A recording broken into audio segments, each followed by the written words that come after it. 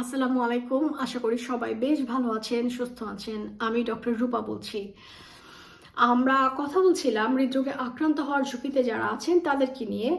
আমরা কথা বলেছি ডায়াবেটিসে আক্রান্ত রোগীদেরকে নিয়ে কি করা যায়, কিভাবে সমস্যাটা সমাধান করা যায়, কিভাবে ঝুঁকিটা একটু কমানো যায়। আমরা আজকে কথা বলবো উচ্চ রক্তচাপ বা হাইপারটেনশন বা হাই ব্লাড প্রেশার নিয়ে। তো হাইপারটেনশন বা হাই ব্লাড প্রেশার আমরা কখন বলবো? ধরেন আপনার আজকে শরীরটা ভাল লাগছে না, আপনি আপনারা বাসার কাছে একটা ফার্মেসিতে যাবেন বা বাসার কাউকে বলবেন যে ব্লাড প্রেশারটা একটু মেপে দাও, মনে হচ্ছে প্রেশারটা বেড়ে গেছে বা কমে গেছে। এই ধরনের একটা নর্মাল ট্রেডিশন আমাদের দেশে আছে।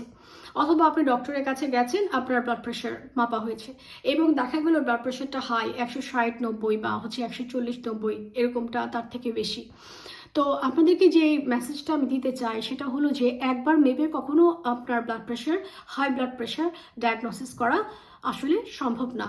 আপনার ব্লাড প্রেশার মিনিমাম 2 বার অথবা তার থেকে বেশি বিভিন্ন দিনে মেপে দেখতে হবে, তারপর একটা গড় করা হবে এবং সেই গড়টা যদি 130/80 বা তার বেশি হয়ে থাকে তাহলে বলবো আমরা যে আপনার ব্লাড প্রেশার হাই।